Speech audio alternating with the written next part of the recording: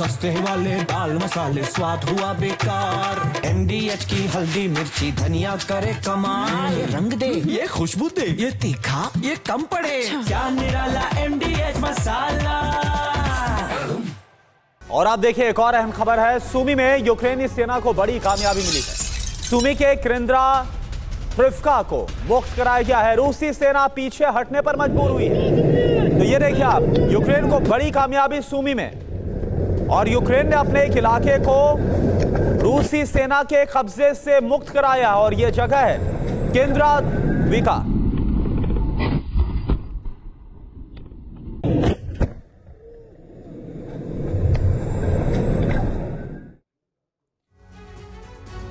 रूस और नाटो के बीच निकट भविष्य में यानी कि आने वाले वक्त में जंग लगभग तय हो गई, और इस जंग को महायुद्ध में बदलने वाला द्वार बनेगा कैलिनिनग्राड। ऐसा इसलिए कहा जा सकता है क्योंकि नाटो की नजर में कैलिनिनग्राड रूस की सबसे कमजोर कड़ी है, जो कि दबाव बढ़ाने की रणनीति का सबसे कारगर केंद्र है। लेकिन इस क्षेत्र की तरफ बढ़ते नाटो के कदम ही न्यूक्लियर जंग का माहौल बना रहे। आखिर कैसे, आप देखिए इस रिपोर्ट में।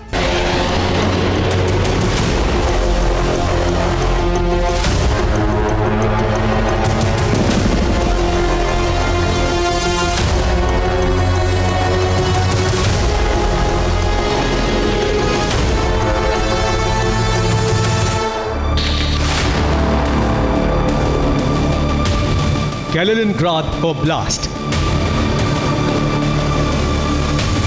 रूस का एक ऐसा एन्क्लेव जिसकी जमीनी सीमा ना तो रूस से मिलती है, ना ही रूस की कॉलोनी का प्रमुख देश बेलारूस को छूती है।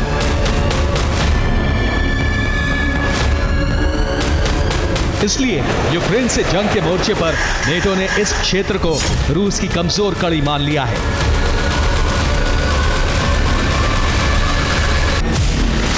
और ऐसा इसलिए माना गया है क्योंकि यूक्रेन के साथ जारी रूस के संघर्ष का विस्तार यूरोप के मोर्चे तक होने की आशंका बढ़ गई है।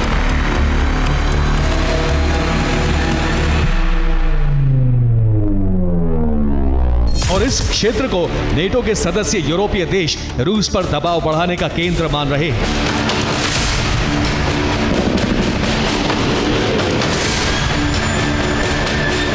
इसलिए क्रमबद्ध रणनीति के तहत पहले धमकी का सहारा लिया गया। अमेरिकी सेना के यूरोप और अफ्रीका के कमांडर जनरल क्रिस्टोफर डॉनह्यू ने 19 जुलाई को दावा किया था कि नेटो ने रूस के खिलाफ ऑपरेशनल तैयारी कर ली। जल्दी नेटो सेना कैलिनिनग्राड क्षेत्र की तरफ बढ़ेगी, जिसका उद्देश्य कैलिनिनग्राड में तैनात रूसी सेना का खात्मा करना होगा, और इस ऑपरेशन को रिकॉर्ड समय में अंजाम तक पहुंचाया जाएगा।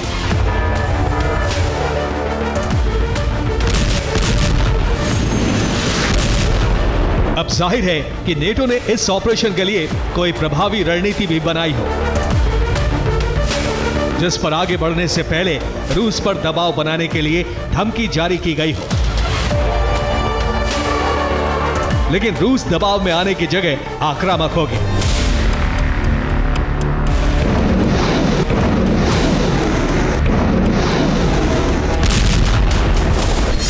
प्रेशर पॉइंट कैलिनिनग्राड, यूरोप हो जाएगा बर्बाद।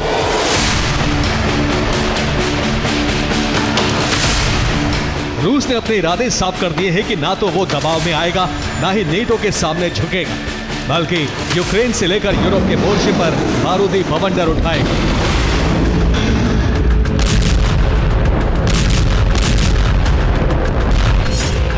रूसी रक्षा मंत्रालय ने कैलिनिनग्राड की सुरक्षा के लिए 50 युद्धपोत और आपूर्ति पोत तैनात कर दिए। 120 फाइटर और आपूर्ति विमानों की तैनाती कर दी। 10 से ज्यादा कोस्टल मिसाइल सिस्टम को एक्टिवेट कर दिया। यही नहीं, कैलिनिनग्राड में 15,000 सैनिकों को भी तैनात कर दिया है। यही नहीं, रूस अब एक ऐसा कदम भी उठाने जा रहा है जिससे दुनिया महायुद्ध में प्रवेश कर सकती है। क्रेमलिन के सहयोगी निकोलाई पात्रुशेव के मुताबिक कैलिनिनग्राड पर हमले का तुरंत जवाब मिलेगा। रूस की जवाबी कार्रवाई न्यूक्लियर हमले भी हो सकते हैं। अगर यूरोप में हमले की हिम्मत है तो उसे इंतजार नहीं करना चाहिए।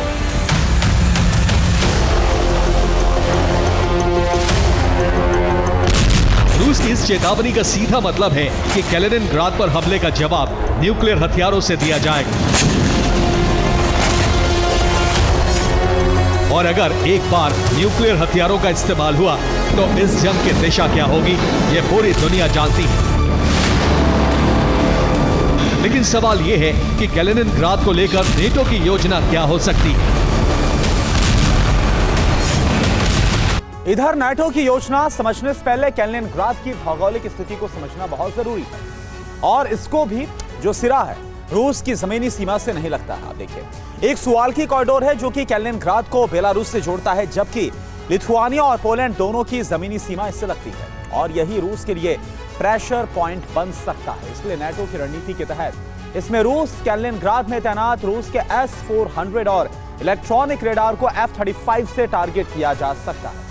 इसमें ब्रिटेन की रॉयल एयरफोर्स के यूरोफाइटर टाइफून प्लेन में कारगर साबित हो सकते हैं, या फिर अमेरिकी B-2 स्टेल्थ बॉम्बर का इस्तेमाल भी किया जा सकता है। इसके अलावा कैलिनिनग्राड पर कब्जे के लिए समुद्री घेराव के तहत बाल्टिक सागर में अमेरिका का छठा बेड़ा उतारा जा सकता है, या फिर मुमकिन है कि ब्रिटेन की रॉयल नेवी भी इस क्षेत्र में समुद्र से आगे बढ़े। और अगर प्लान यही है तो नाटो की रणनीति के तहत जर्मन नेवी के लिए इस क्षेत्र में पहुंचना ज्यादा आसान हो जाएगा।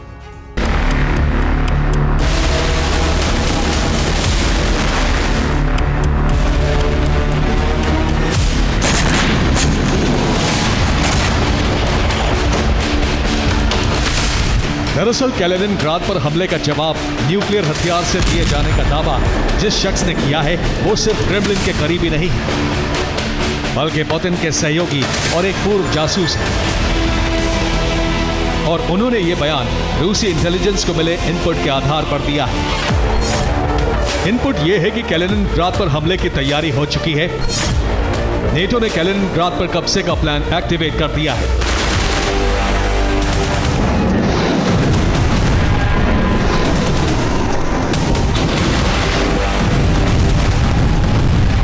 यही वजह है कि रूस ने भी नेटो से टकराने के लिए तैयारी तेज कर दी है। तैनाती के साथ साथ हथियारों के निर्माण की गति भी तेज कर दी है। यही नहीं, नए हथियार भी विकसित कर लिए हैं। तस्वीर में नजर आ रहा यह टैंक कोई सामान्य टैंक नहीं, बल्कि यह बड़े आक्रमण के लिए तैयार किया गया रोबोटिक शतर्म लड़ाकू वाहन है। इसे T-72 और T-90 टैंक के बेस पर विकसित किया गया है। इस टैंक को दूर से ही मैनुअल कंट्रोल किया जा सकता है और इसे युद्ध क्षेत्र में ऑपरेटिव बनाने के लिए कमांड व्हीकल भी तैयार किया जा चुका है।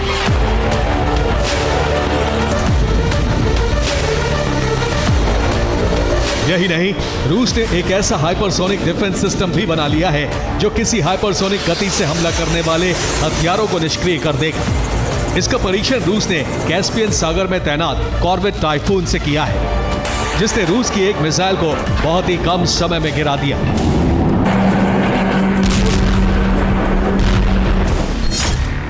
इसके अलावा रूस ने एक नए और घातक लेजर हथियार का भी निर्माण किया है। इसे रूस ने मोबाइल लेजर सिस्टम के रूप में पेरिसवेट नाम दिया है, जो दुश्मन के ऑप्टिकल इलेक्ट्रॉनिक ड्रोन को गिरा सकता है। दावा यह भी है कि इस हथियार से दुश्मन के टोही विमान और सैटेलाइट्स को इंटरसेप्ट किया जा सकता है। हालांकि इसे युद्ध क्षेत्र में नहीं बल्कि मॉस्को की सुरक्षा के लिए इस्तेमाल किया जा रहा है। जबकि दूसरी तरफ रूस ने कामिकाज़े ड्रोन निर्माण की गति कई गुना बढ़ा दी।